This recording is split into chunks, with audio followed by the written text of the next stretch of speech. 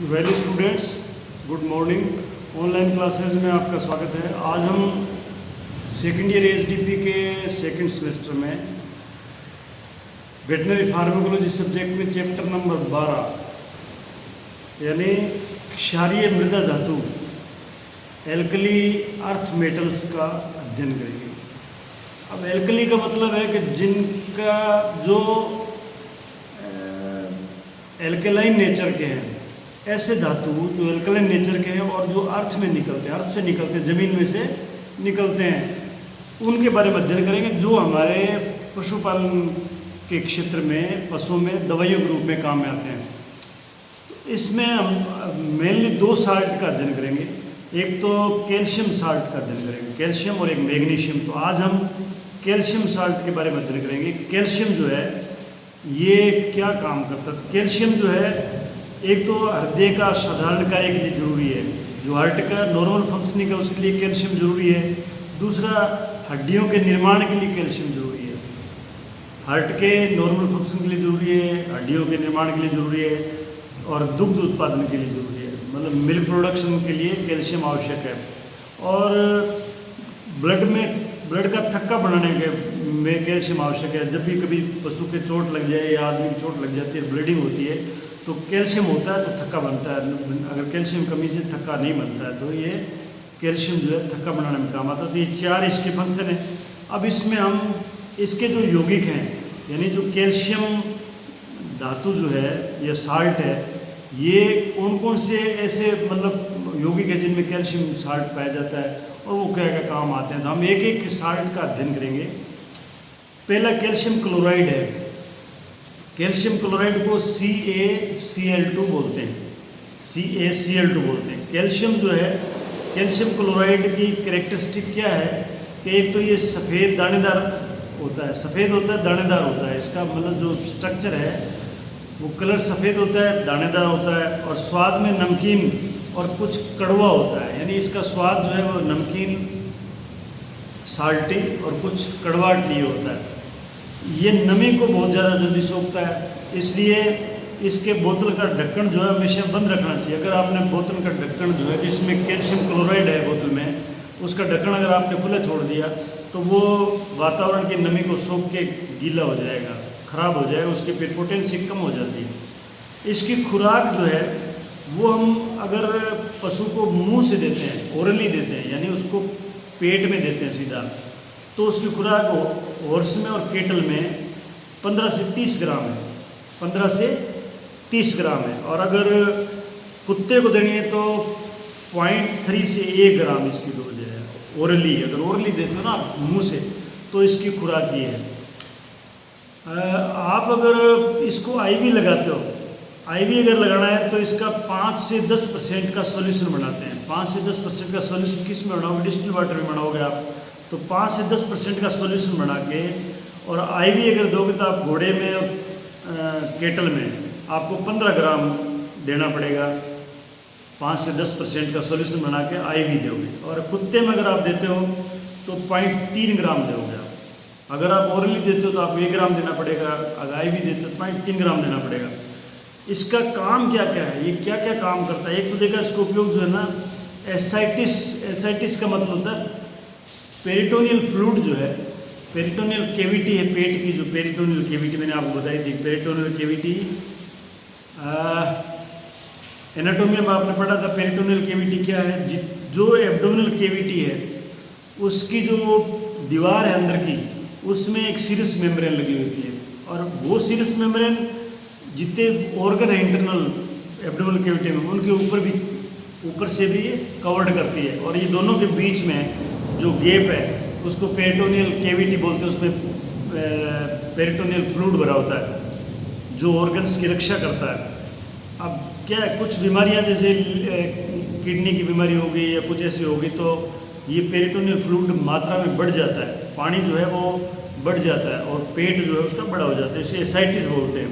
और ऐसा एसाइटिस हो जाए तो उसमें डायूरेटिक रूप में देते हैं इसको, कैल्शियम को। जो कैल्शियम क्लोराइड है वो डायूरेटिक रूप देता है, जिससे पेशाब ज़्यादा लगता है और वो पानी निकल जाता है बाहर। एक क्या कि ये यूरिन को एसिडिक करता है, यानी यूरिन अगर एल्कलाइन नेचर का तो उसको एसिडिक बनाए रखता है, बनाए रखने में काम आता है। कि ये तो हो गया कैल्शियम क्लोराइड के बारे में। अब कैल्शियम ग्लूकोनेट, दूसरा यौगिक जो कैल्शियम साल्ट का है वो है कैल्शियम ग्लूकोनेट। कैल्शियम ग्लूकोनेट जो है ये रंगहीन होता है, इसका कोई कलर नहीं होता है, स्वादहीन होता है और गंधहीन होता है। ना इसमें कोई स्वाद होता है, ना इसमें किसी प्रकार गंध आती है, ना ये इसका कलर होता है। साधारणतः इसका 10% सॉल्यूशन बना के आईवी लगाने के काम में आता है। कैल्शियम ग्लूकोनेट जो 10% का सॉल्यूशन बना के इसको आईवी देते हैं, इंट्रावेनस रूट से देते हैं। इंट्रावेनस रूट जो आपको बता रखा है किस जानवर में किस रूट से लगता है, ये बताने की जरूरत नहीं, क्योंकि आपने सर्जरी में इसको अच्छी तरह से पढ़ चुके हो। इसकी खुराक जो है, इसकी डोज जो है, अगर आप इसको ओरली देते हो, मुख द्वारा देते हो, तो ओरली जो है इसमें केटल में और मतलब गाय में और घोड़ी में और भैंस में ये 60 से 90 ग्राम देते हैं इसको ओरली। और ये जो शीप है, भेड़ है, उसको देते हैं 8 से 15 ग्राम। और साऊ का मतलब है सूरी को देते हैं 10 से 15 ग्राम। और बिच कुत्ती में देते हैं 1 से 3.2 ग्राम तक ओरली देते हैं। इसका उपयोग क्या है? इसका उपयोग है कि मिल्क फीवर, केटल में गाय भैंस में मिल्क फीवर हो जाता है, कैल्शियम की कमी से पशु जो है वो बेहोश टाइप हो जाता है, उसका टेम्परेचर सब नॉर्मल हो जाता है, पशु लेट जाता है ज़मीन पे। ये एक सिम्टम आपको मेडिसिन में शायद पढ़ा दिए होंगे, मेडिसिन जब पढ़ी आपने तो उसमें देता है। इक्लेम्पशिया इन विच कुत्ती में इक्लेम्पशिया हो जाए। इक्लेम्पशिया का मतलब वो ये कैल्शियम की डेफिशिएंसी होती है जिसमें उसके मसल्स में ट्रीमर्स आते हैं, सुनपात टाइप जिसे बोलते हैं। सुनपात अपने औरतों में पहले जब कैल्शियम कमी होती है सुनपात बोलते थे उसको, जिसमें वो थोड़े नर्वस सिम्टम्स शो करती है, मतलब अलग टाइप की मूवमेंट उसमें शुरू हो जाती है, जैसे कोई आदमी मतलब पागल टाइप करता है ना, वैसे करता है। तीसरा जो इसका यौगिक है कैल्शियम बोरोग्लूकोनेट। कैल्शियम बोरोग्लूकोनेट के ये अगर आप इसको आईवी देने के लिए बढ़ाते हो कैल्शियम बोरोग्लूकोनेट, तो इसके कैल्शियम बोरोग्लूकोनेट कैसे बनाओगे? कैल्शियम ग्लूकोनेट लोगे आप 83 ग्राम कैल्शियम ग्लूकोनेट लोगे, और बोरिक एसिड जो है वो आप लोगे 17 ग्राम बोरिक एसिड लोगे। इन दोनों को जब मिला लोगे तो ये कैल्शियम बोरोग्लूकोनेट बन जाएगा। अब इसको अगर मुंह द्वारा देना है, मुख से देना है, अगर कैल्शियम की डेफिशिएंसी है तो आप इसको हॉर्स एंड केटल में 60 से 90 ग्राम दे सकते हो, बीच में आप 1 से 3.2 ग्राम दे सकते हो। लेकिन अगर आपको इंजेक्शन के रूप में देना है तो इसको अगर आपको 100 ml कैल्शियम बोरोग्लूकोनेट का सॉल्यूशन बनाना है तो आपको कैल्शियम ग्लूकोनेट 16.6 ग्राम लेना पड़ेगा। ये आपके बुक में दिया हुआ, आप इसमें से आराम से याद कर लेना। मैं आपको बता देता हूँ कि कैल्शियम ग्लूकोनेट 16.6 ग्राम ले लो, बोरिक एसिड जो है वो 3.4 ग्राम लो, 3.04 ग्राम बोरिक एसिड लो, सोडियम बाइकार्बोनेट मिलाओ उसके अंदर 3.90 ग्राम, 3.90 ग्राम। अब ये तीनों चीज़ें एक बीकर में लेते हैं, साफ बीकर में जिसमें नंबर लगे हो, और उसमें 100 ml का निशान तक डिस्टिल वाटर डाल लेते हैं। उसमें वाटर फॉर इंजेक्शन जो होता है डिस्टिल वाटर ही होता है, वो डाल लेते हैं और इसको मिला के सॉल्यूशन बना लेते हैं। ये आपका कैल्शियम बोरोग्लूकोनेट का सॉल्यूशन हो गया, जिसको आप आईवी दे सकते हो। और आईवी की इसकी खुराक जो है केटल और हॉर्स में वो 300 से 600 ml आप आईवी दे सकते हो, या इसको सबकट भी दे सकते हो, सबकट चमड़ी के नीचे दे सकते हो। बीच के अंदर इसको 5 से 25 ml इसकी खुराक है। इसको मार्केट में अगर आप जाओ ना, मार्केट में कैलबेरोल के नाम से, कैल्शियम बोरोग्लूकोनेट के नाम से ये मिलती है, और मिल्क प्योर में इसका उपयोग करते हैं, केटल में और कुत्ती में इक्लेम्पशिया में। ये आपने इक्लेम्पशिया और मिल्क प्योर ये आपने मेडिसिन में पढ़ रखी है। नेक्स्ट आता है कैल्शियम मैग्नीशियम बोरोग्लूकोनेट। कैल्शियम मैग्नीशियम बोरोग्लूकोनेट इस यौगिक का कंपोजिशन जो है वो कैसे बनता है कि calcium gluconate monohydrate, calcium gluconate monohydrate ये पाउडर लेते हैं 17.98 ग्राम, और डेक्सट्रोज पाउडर जो है डेक्सट्रोज वो लेते हैं 16.05 ग्राम, और बोरिक एसिड लेते हैं 1.8 ग्राम, और मैग्नीशियम हाइपोफॉस्फेट ये 0.627 ग्राम लेते हैं इसको। ये 0.627 ग्राम लेते हैं। और वही सिस्टम है कि इस सारे को इतना डिस्टिल वाटर डालो कि उसका लेवल जो है वो 100 ml का हो जाए। तो ये 100 ml के हिसाब से ये बन गया कैल्शियम मैग्नीशियम बोरोग्लूकोनेट। ये भी मतलब क्या है, मार्केट में माइफ्लेक्स के नाम से मिलता है और इसकी खुराक हॉर्स एंड केटल में 200 से 450 ml और शीप गोट में 50 से 75 ml। इसको आईवी भी दे सकते हो, सबकट भी दे सकते हो, लेकिन ज़्यादातर इसको आईवी देते हैं क्योंकि एब्जॉर्ब धीरे धीरे होती है सबकट, इसलिए इसको आईवी दे देते हैं। नेक्स्ट जो है ये भी कैल्शियम डेफिशिएंसी देते हैं मिल्क फीवर में और एक्लेम्पशिया में, ठीक है। अब आता है कैल्शियम लेक्टेट। ये नेक्स्ट जो प्रोडक्ट क्या यौगिक है जिसमें कैल्शियम साल्ट पाया जाता है। ये सफ़ेद हल्का स्वाद होता है, इसका रंग सफ़ेद होता है, हल्का इसका स्वाद है, मतलब लाइट स्वाद है इसका, हल्की इसमें गंध आती है हल्की सी। ठंडे पानी में कम घुलता है लेकिन गर्म पानी में ये तुरंत घुल जाता है। तो इसको अगर आपको कभी पूछे कि कैल्शियम लेक्टेट जो है वो ठंडे पानी में जल्दी घुल जाता है तो ये गलत है, क्योंकि ये गर्म पानी में तुरंत घुलता है। जब भी पशु को कैल्शियम पाउडर मुख द्वारा देना हो ना, अगर मुंह से कैल्शियम पाउडर देना हो कैल्शियम डेफिशिएंसी में, तो उसको हमेशा कैल्शियम लेक्टेट के रूप में ही देते हैं, कैल्शियम लेक्टेट के रूप में उसको देते हैं। और अगर उसको आपको लगता है कि हमें भाई आईवी देना है तो कैल्शियम बोरोग्लूकोनेट, कैल्शियम मैग्नीशियम अथवा कैल्शियम ग्लूकोनेट के रूप में काम में लेते हैं। ये आईवी में कैल्शियम बोरोग्लूकोनेट, कैल्शियम मैग्नीशियम अथवा कैल्शियम ग्लूकोनेट के रूप में काम में लेते हैं। इसकी खुराक जो है केटल में, हॉर्स में 60 से 120 ग्राम है, 60 से 120 ग्राम है। ईव एंड साउ यानी भेड़ और सुअरी में 8 से 24 ग्राम है। और बिच में यानी कुत्ती में 1 से लेकर 3.2 ग्राम। ये डोज करीब करीब सेम है सबकी। आप इसको डोज को भी याद करो, इसके रूट को भी याद करो, ये किस बीमारी में देते हैं, इसका सॉल्यूशन कैसे बनाते हैं, ये सब आपको याद करना है। इसका उपयोग जो है वो एक तो कोगुलेंट के रूप में, कोगुलेंट का मतलब है ये कुछ बीमारियां जैसे नक्शीर है, इपिस्टेक्सिस, बच्चों में आप देखा होगा नाक से खून बहने लग जाता है गर्मियों में, उसको नक्शीर बोलते हैं। हीमोफीलिया एक सी बीमारी है जिसमें अगर कहीं चोट लग जाए ना तो ब्लड जो रुकता नहीं है, ब्लीडिंग रुकती नहीं है। परपुरा हेमरेजी का ये भी बीमारी है जिसमें ब्लड रुकता नहीं है, ब्लीडिंग रुकती नहीं है, ब्लड का क्लॉट नहीं बनता है। इनमें अगर आप कैल्शियम को दे देते हो आईवी या सबकट या परओस मुंह से, तो फिर क्या वो ब्लड के क्लोटिंग हो जाती है, ब्लड रुक जाता है। कैल्शियम की कमी में गाय में मिल्क प्यूर हो जाए या इक्लेम्पशिया कुत्ती में हो जाए, कुत्तियों में इक्लेम्पशिया, लेम्बिंग डिजीज़ भेड़ में कैल्शियम की डेफिशिएंसी को लेम्बिंग डिजीज़ बोलते हैं, जो आप मेडिसिन में आपने पढ़ ली होगी या पढ़ोगे, तो उसमें भी कैल्शियम दे सकते हैं। और भी इसकी यूज है जब पशु को एक जगह से दूसरी जगह ट्रांसपोर्ट करते हैं गाड़ी में, ट्रक में, तो उसके क्या है ट्रांजिट टिटेनी हो जाती है। ट्रांजिट टिटेनी मतलब उसमें कैल्शियम की डेफिशिएंसी हो जाती है। ट्रांजिट का मतलब थोड़ी देर के लिए, तो उसमें भी कैल्शियम देते हैं।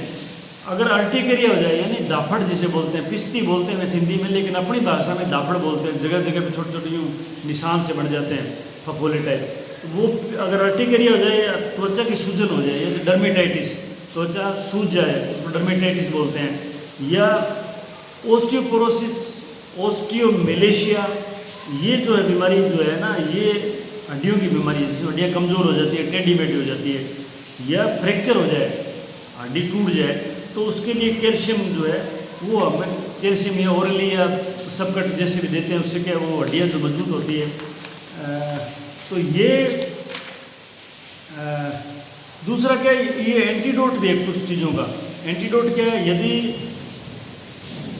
जैसे मैग्नीशियम की या मरकरी की या लेड की या कार्बन टेट्राक्लोराइड, हेक्साक्लोरोइथेन और क्लोरोफेन, इन पदार्थों की टॉक्सिसिटी अगर हो जाए तो ये कैल्शियम जो उसका एंटीडोट है, यानी उस विष को ख़त्म कर देता है।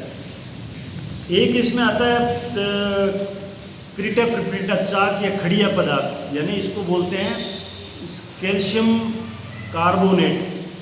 क्रीटा प्रिप्रेटा खड़िया मिट्टी या खड़िया या चाक बोलते हैं इसको। ये हल्का स्लेटी रंग का, गंधहीन होता है, स्वादहीन, पानी में अघुलनशील पाउडर है। ये खड़िया जो है पानी में घुलता नहीं है, इसकी डोज क्या है, केटल में 60 से 125 ग्राम, हॉर्स में 30 से 60 ग्राम, शीप एंड गोट में 8 से 16 ग्राम और कुत्ते में 0.5 to 2 ग्राम। इसका काम क्या है, एक तो एंटीडोट का एंटीसेप्टिक और डेसिकेंट का काम करता है। एंटीसेप्टिक का मतलब है कि ये जीवाणुओं को मारता है। घाव पे अगर आप इसको लगा देते हो तो ये एंटीसेप्टिक का काम करेगा। डेसिकेंट का मतलब है अगर एक्जिमा है जिसके अंदर पानी भरा हुआ है, एक्जिमा में एक्जिमा दाद वगैरह टाइप होता है ना, उसमें अगर पानी हो तो उस पानी को सोखने के लिए डेसिकेंट के रूप में इसको खड़िया मिट्टी को लगा देते हैं।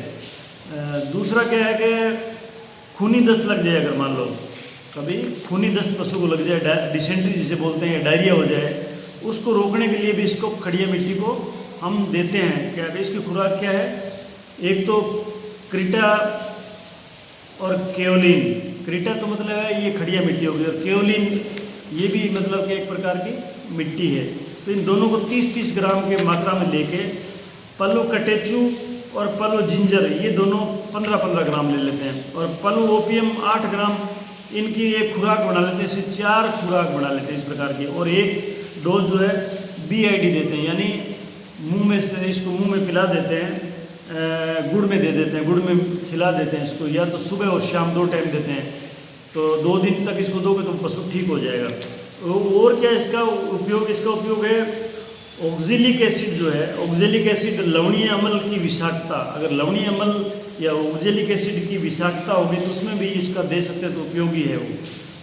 इसे कैल्शियम की कमी में कैल्शियम के स्थान पर दिया जा सकता है। अगर कैल्शियम की कमी है तो आप खड़िया मिट्टी जो है पशु को दे सकते हो, कैल्शियम की डेफिशिएंसी दूर होती है। पर ये घटिया किस्म का कैल्शियम है, ये अच्छी क्वालिटी का कैल्शियम नहीं है, इसलिए इसकी जगह दूसरे कैल्शियम देना उचित रहता है। नेक्स्ट आता है कैल्शियम हाइड्रोक्साइड। कैल्शियम हाइड्रोक्साइड को CaOH2 भी बोलते हैं। ये सारे केमिकल फार्मूले आपकी बुक में दिए हुए, आप बुक में से इनके याद करोगे, क्योंकि एग्जाम में आपको पूछ सकते हैं कि भाई इसका केमिकल फार्मूला क्या है, तो CaOH2 होता है। इसको जो है स्लेक्ट लाइम या कली का चूना भी बोलते हैं, इसको स्लेक्ट लाइम या कली वाला चूना भी बोलते हैं। ये कोमल, एक तो मतलब कि नरम होता है ये, और एक क्षारीय हल्का कड़वा पाउडर है। क्षारीय तो नेचर है इसकी, सारे ये आप अपने पहले पार्ट में पढ़ा है कि क्षारीय अर्थ मेटल है। 10 ग्राम कैल्शियम हाइड्रोक्साइड जो है उसको 1000 ml डिस्टिल्ड वाटर में डालकर उसको छानने के बाद में जो स्वच्छ द्रव्य प्राप्त होता है, यानी जो लिक्विड साफ प्राप्त होता है, उसे लाइम वाटर बोलते हैं। अब आपको एग्जाम में पूछ सकते हैं लाइम वाटर क्या है, तो लाइम वाटर का मतलब है कैल्शियम हाइड्रोक्साइड जो है उसको 10 ग्राम को 1000 ml डिस्टिल्ड वाटर में घोल के जब उसको छान लेते हैं तो उस घोल को लाइम वाटर कहते हैं, चूने का पानी। अब इसके उपयोग क्या है, एक तो इसके मुंह में अगर छाले हो जाए पशु के तो इससे मुंह को साफ कर देते हैं लाइम वाटर से। अगर ये डिसइंफेक्टेंट का काम करता है। कली यानी कैल्शियम हाइड्रोक्साइड जो है ये मकानों में कड़ी करने का काम आता है। घरों में देखा होगा, घरों में सफ़ेदी करते हैं चूने से, वही चूना है सेम ये, जिससे क्या कीड़े मकोड़े मच्छर वगैरह मर जाते हैं। कुत्तों में हाइपर एसिडिटी अगर हो जाए, तेजाब ज़्यादा बढ़ जाए पेट में, तो उसको उल्टी कराने के लिए भी इसको पिला सकते हैं। और अगर मान लो पिनवरम हो जाए, यानी चूर्णिया जिसे बोलते हैं, चूर्णिया सुने होंगे आप बचपन में, चूर्णिया सभी के पढ़ते हैं। अगर वो चूर्णिया कुत्ते में हो जाए, पिनवरम्स बोलते हैं, जो ज़्यादातर क्या है एनस में आर बार घूमते हैं, रेक्टम में पाए जाते हैं, उनको मारने के लिए इसकी लाइम वाटर का एनिमा देते हैं। एनिमा आपने देखा होगा, एनिमा क्या होता है, एनिमा मतलब ये लाइम वाटर जो है इसको एनस में नड़ी चढ़ा के उसमें पानी चढ़ा देते हैं, उसको एनिमा बोलते हैं। इसका जो लास्ट यौगिक है ना, जो कैल्शियम साल्ट का, वो है प्लास्टर ऑफ पेरिस। ये प्लास्टर ऑफ पेरिस, क्योंकि आप सेकेंड ईयर में हो तो आप गौशाला में गए थे या हॉस्पिटल में गए थे तो आपने प्लास्टर ऑफ पेरिस चढ़ा तो देखा होगा फ्रैक्चर में, जब पशु का पैर वगैरह टूट जाता है या कोई हड्डी टूट जाती है तो उसको इमोबिलाइज करने के लिए हड्डी के टुकड़ों को जोड़ के ऊपर उसके प्लास्टर ऑफ पेरिस कर देते हैं, पट्टी कर देते हैं उसकी, ताकि वो क्या सूखने के बाद में उसको पकड़ कर लेता है वहाँ पे और वो हड्डी जुड़ जाती है। तो ये फ्रैक्चर में काम आ जाता है इमोबिलाइजेशन करने के लिए सर्जरी में ज़्यादातर। तो ये आपका आज का जो चैप्टर था, ये क्षारीय मृदा धातु जो पशुओं में औषधि के रूप में काम में आते हैं, इसमें हमने आज जो कैल्शियम साल्ट जो है उसके यौगिक पढ़े, ये करीब 5, 7, 8 जो भी है इनके बारे में पढ़ा। तो इनकी आपको बिल्कुल ऐसे ही आपके इसके कैरेक्टरिस्टिक, क्योंकि ये आपको स्पोर्ट वाइवा में पूछा जा सकता है, आपको खड़िया मिट्टी रख देंगे, कभी आपके पास में चूना रख देंगे, क्या काम आता है, इसका केमिकल फार्मूला क्या है, तो ये डोज वगैरह सब आप लेते हैं। धन्यवाद।